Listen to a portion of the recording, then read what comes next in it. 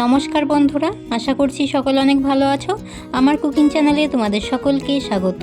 আজকে আমি আরেকটি নিরামিষ রেসিপি তোমাদের সঙ্গে শেয়ার করছি। আজকে বানিয়ে দেখাবো বাদাম দিয়ে কচুর শাক। এইভাবে এই কচুর শাক রেসিপিটি যে কোনো পুজো পার্বণে ভোগের প্রসাদ হিসেবেও দিতে পারবে। কচুর শাক রান্না করার জন্য এখানে আমি কালো কচুর শাক নিয়েছি। কচুর শাকের উপরের আঁশগুলোকে ছাড়িয়ে কচুর শাকগুলো ভালো করে জল দিয়ে ধুয়ে নিয়েছি।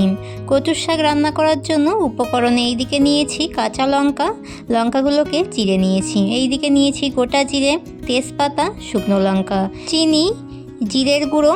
এইদিকে নিয়েছি বাদাম। এখানে আমি কাঁচা বাদাম নিয়েছিলাম কিছু। বাদামগুলোকে শুকনো খোলায় ভেজে নিয়ে মিক্সিতে গুঁড়ো করে নিয়েছি। এখানে তোমরা চাইলে ভাজা বাদামও ব্যবহার করতে পারো। এবারে কচুর শাকগুলোকে সেদ্ধ করে নেব।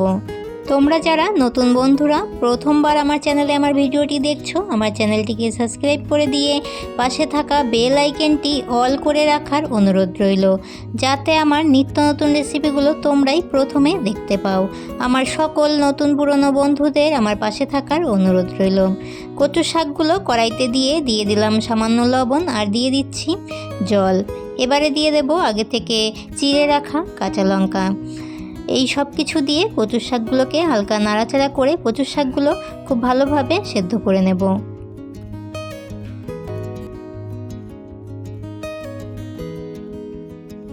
এই কচুর শাকগুলো সেদ্ধ করে নিতে আমার প্রায় 10 মিনিটেরও বেশি সময় লেগেছে। কচুর শাকগুলো খুব ভালোভাবেই সেদ্ধ করে নিয়েছি। এবারে কচুর শাকের জলটা খুব ভালোভাবে ঝরিয়ে নিতে হবে।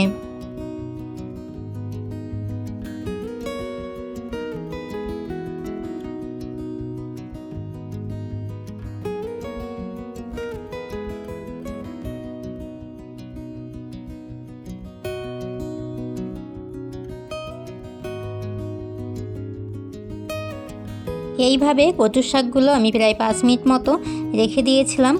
এবারে কচুর শাকটা রান্না করার জন্য কড়াইতে দিয়ে দিচ্ছি সর্ষের তেল। তেলটা গরম করে নিয়ে এবারে ফোড়নে দিয়ে দিলাম গোটা জিরে, শুকনো লঙ্কা, তেজপাতা। মশলাগুলোকে ভেজে নেব। মশলাগুলোকে হালকা ভেজে নিয়ে এবারে এতে দিয়ে দেব সামান্য পরিমাণ হলুদ গুঁড়ো। অনেকে কচুর শাকে হলুদটা দেয় না। কচুর শাকে হলুদটা দিলে কচুর শাকের কালারটা খুব সুন্দর আসে।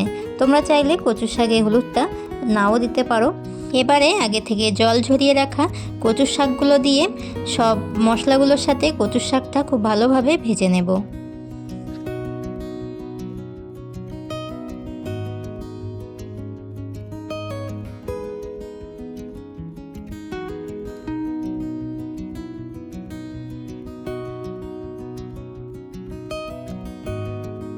গ্যাসের আঁচটা হাই ফ্লেমে করে দিয়ে কচুর শাকগুলোকে 2 মিনিট মতো ভেজে নিয়েছি।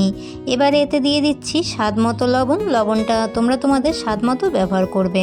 দিয়ে দিলাম 1 চামচ মতো চিনি। এবারে দিয়ে দিচ্ছি জিরের গুঁড়ো। এবারে সব কিছু দিয়ে কচুর শাকটাকে আরও কিছুক্ষণ ভেজে নেব।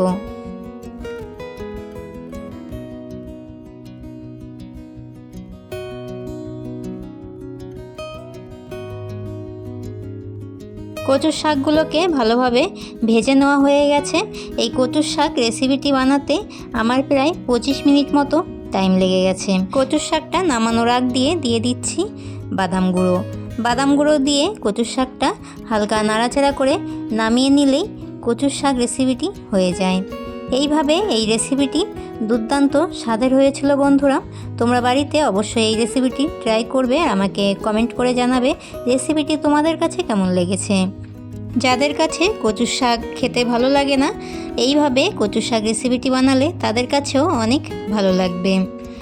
আজকের মতো এতটাই। আবারও দেখা হবে নতুন একটি রেসিপির সাথে আগামী দিন। তোমরা সকলে অনেক অনেক ভালো থাকবে। সকলকে টাটা।